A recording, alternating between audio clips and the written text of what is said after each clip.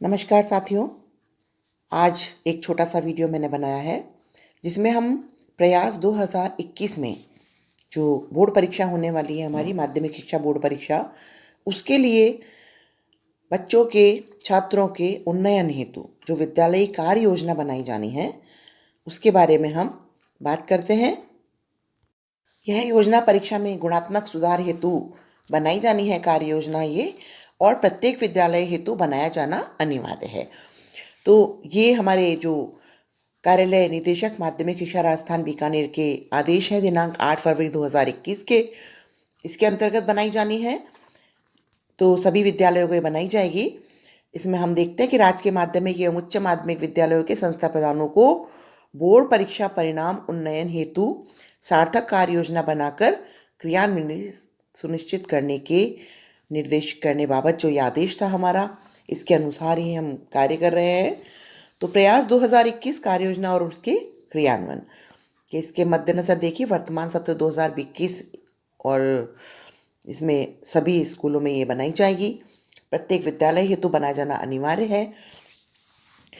मैं एक नज़र हम इस पे योजना पे डालते हैं। हो सकता है अभी इसको आप स्पष्ट नहीं दिखेगा, लेकिन मैं आपको प्रत्येक बिंदु को बोल के स्पष्ट करूंगी ताकि आपको ये बनाई जाने में आसानी रहे। और आप यदि चाहें तो इसमें कुछ बिंदु और भी जोड़ सकते हैं। वीडियो को अंत तक जरूर देखिए और पसंद आए तो लाइक एंड सब्सक्राइब जरूर कीजिएगा, शेयर जरूर कीजिएगा। तो आइए देखते हैं हम माध्यमिक शिक्षा बोर्ड परीक्षा हेतु संख्यात्मक एवं गुणात्मक परिणाम सुधार हेतु कार्य योजना सत्र 2020 और 21, ये प्रयास 2021 के अंतर्गत बनाई जाएगी। देखते हैं हम एक बार हम क्लियर करें कि इसमें हमने 4 कॉलम मैंने बनाए हैं। 4 कॉलम के अलावा एक क्रमांक का है।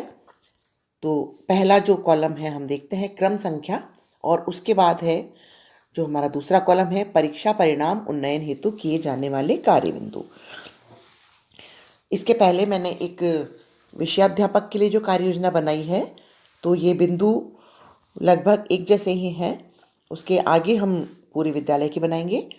पहला बिंदु है कमजोर, औसत एवं मेधावी विद्यार्थियों का चिन्हीकरण। दूसरा है गत परीक्षा परिणाम के आधार पर छात्रों के कठिनता के स्तर की जांच करना। तीसरा है अभिभावक संपर्क, ऑनलाइन ऑफलाइन पढ़ाई, ऑनलाइन या ऑफलाइन पढ़ाई।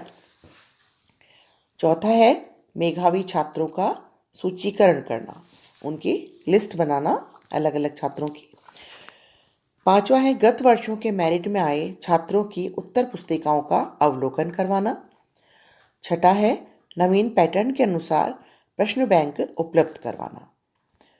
सातवां है कक्षा कार्य जो नियमित हम देंगे। आठवां है नियमित गृह कार्य करवाना इनका। नवां साप्ताहिक या मासिक और बोर्ड पैटर्न के टेस्ट। 10वां है सुधारात्मक कार्य, उपचारात्मक शिक्षण। और 11वां है प्रधानाध्यापक शिक्षक बैठक। तो ये इस तरह से हमारे 11 बिंदु के आधार पे हम ये योजना बनाने जा रहे हैं।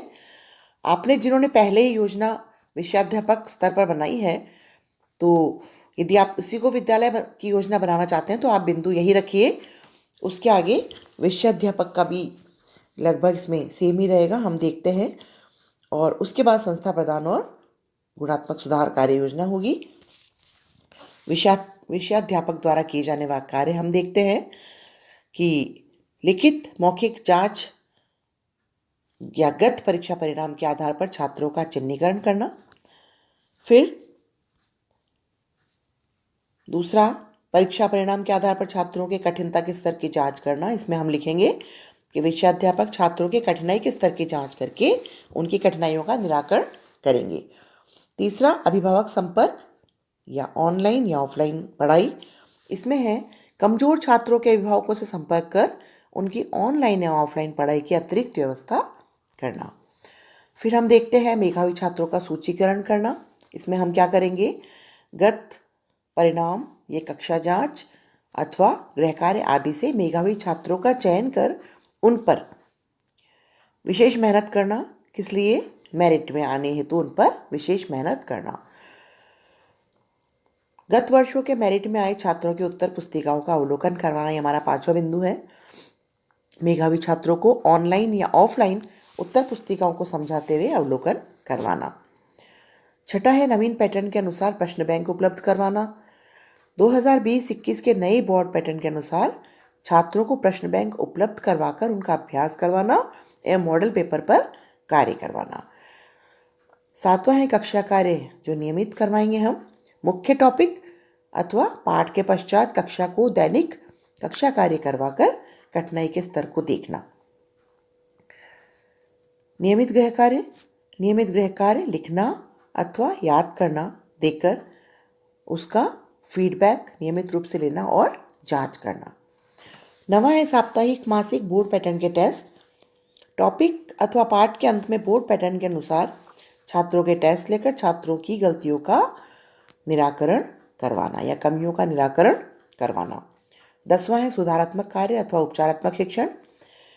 गृह कार्य, टेस्ट या प्री बोर्ड में रही कमियों का सुधार करवाना एवं कमजोर स्तर का उपचारात्मक निदानात्मक शिक्षण करवाना।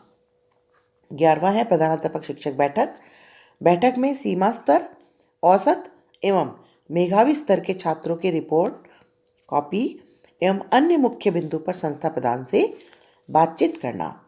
तो ये विषयाध्यापक द्वारा किए जाने वाले हमारे कार्य हैं जो कि इस योजना में हम विद्यालय स्तर पर निर्धारित करेंगे। आगे देखते हैं।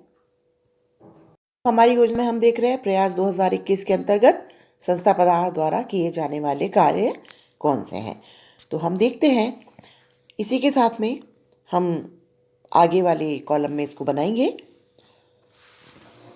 तीसरे कॉलम में देखिए कि कमजोर, औसत एवं मेधावी विद्यार्थियों का चिन्हीकरण करने में संस्था प्रधान क्या करेंगे कि विषयाध्यापक के साथ मिलकर छात्रों के स्तर को देखना एवं संबलन प्रदान करना, ये संस्था प्रधान का कार्य रहेगा। दूसरा बिंदु है गत परीक्षा परिणाम के आधार पर छात्रों के कठिनता के स्तर की जांच करना। इसमें संस्था प्रधान का कार्य है नियमित रूप से मॉनिटरिंग करना एवं छात्रों को संबलन प्रदान करना। तीसरा अभिभावक संपर्क। ऑनलाइन ऑफलाइन पढ़ाई में संस्था प्रधान आवश्यकतानुसार स्वयं अभिभावकों से दूरभाष अथवा व्यक्तिगत संपर्क कर छात्रों को पढ़ने हेतु प्रेरित करवाना और शिक्षक को व्यवस्था करने में सहयोग करना कि उनकी जो भी ऑनलाइन ऑफलाइन की पढ़ाई की व्यवस्था होगी उसमें संस्था प्रधान व्यवस्था बनवाएंगे और उनका सहयोग करेंगे। चौथा मेधावी छात्रों का सूचीकरण करना। इसमें संस्था प्रधान मेधावी छात्रों को मेरिट में आने और अच्छे अंक प्राप्त करने हेतु प्रेरित करेंगे, प्रोत्साहित करेंगे एवं संबलन प्रदान करना। 5वां गत वर्षों के मेरिट में आए छात्रों की उत्तर पुस्तिकाओं का अवलोकन करवाना। इसमें संस्था प्रधान नियमित रूप से मॉनिटरिंग करना। छठा है नवीन पैटर्न के अनुसार प्रश्न बैंक उपलब्ध करवाना। इसमें भी संस्था प्रधान नियमित रूप से मॉनिटरिंग करेंगे। 7वां है कक्षा कार्य नियमित मॉनिटरिंग कर आवश्यक दिशा निर्देश देना। फिर है नियमित गृह कार्य। इसमें संस्था प्रधान नियमित मॉनिटरिंग करते हुए समय समय पर विद्यार्थियों की कॉपियों की जांच करना। 9वां है साप्ताहिक अथवा मासिक अथवा बोर्ड पैटर्न के टेस्ट। इसमें छात्रों द्वारा टेस्टों में प्राप्त अंकों का अवलोकन कर अभिलेख संग्रहित करना। 10वां सुधारात्मक कार्य अथवा उपचारात्मक शिक्षण। उपचारात्मक शिक्षण हेतु आवश्यक निर्देश देना एवं निदानात्मक कालांशों की समुचित व्यवस्था करवाना। ये संस्था प्रधान का कार्य रहेगा कि जिस विषय में बच्चा कमजोर है उस विषय के निदानात्मक कालांशों की अतिरिक्त व्यवस्था करवाएं या जिन विषयों पर बच्चों को ज़्यादा आवश्यकता है उनकी अलग से व्यवस्था करवाएं। फिर है प्रधानाध्यापक शिक्षक बैठक। इसमें बैठक में चर्चा कर शिक्षकों को आने वाली समस्याओं का निदान करवाना एवं प्रभावी योजना पर बातचीत करना। तो इस तरह से संस्था प्रधान अपनी योजना बनाएंगे और विद्यालय स्तर पर इस योजना को। अब हम देखते हैं कि कार्य योजना के जो विद्यार्थियों पर गुणात्मक एवं सकारात्मक प्रभाव किस तरह से पड़ेंगे या क्या क्या पड़ेंगे। तो जो हमने योजना बनाई है, सबसे पहले हमने इसमें विषयाध्यापक के कार्य निर्धारित किए, फिर संस्था प्रदान के निर्धारित किए हैं। अब हम देखते हैं कि उनका असर क्या होगा, उनका प्रभाव क्या पड़ेगा। तो आइए देखते हैं हम कि जो हमारा बिंदु है कमजोर, औसत एवं मेधावी छात्रों का चिन्हीकरण करना। इससे जो हमारा प्रभाव होगा वो ये होगा कि सीमा स्तर एवं औसत स्तर के विद्यार्थी सम्मिलित होंगे एवं स्वयं के प्रति सकारात्मक दृष्टिकोण बना सकेंगे। तो ये इस तरह से हमें बनानी है। फिर दूसरा हम देखते हैं कि गत परीक्षा परिणाम के आधार पर छात्रों के कठिनता के स्तर की जांच करना। इसमें देखिए, छात्रों के कठिनता के स्तर का आसानी से निराकरण हो सकेगा एवं वे अपेक्षित परिणाम प्राप्त कर सकेंगे। तीसरा बिंदु है अभिभावक संपर्क अथवा ऑनलाइन अथवा ऑफलाइन पढ़ाई। तो इसमें जो प्रभाव होगा वो ये होगा संस्था प्रधान, शिक्षक एवं अभिभावकों के सहयोग से, क्योंकि योजना में हम सभी सहयोग कर रहे हैं, तो उस सहयोग से छात्र अधिक एवं पूर्ण मनोयोग से पढ़ाई कर गुणात्मक परिणाम प्राप्त कर सकेंगे। चौथा है मेधावी छात्रों का सूचीकरण करना। इसमें देखिए, छात्र छात्रा मेरिट में आने हेतु विशेष प्रयास करेंगे एवं शिक्षक उनके लिए प्रभावी वातावरण का निर्माण करेंगे। कि जब हम इतना प्रयास करेंगे तो बच्चों के लिए प्रभावी वातावरण का निर्माण निश्चित रूप से होगा। पांचवा, गत वर्षों के मेरिट में आए छात्रों की उत्तर पुस्तिकाओं का अवलोकन करवाना। छात्रों को समुचित जानकारी प्राप्त होगी एवं प्रश्न पत्रों को विधिवत हल करना जानेंगे।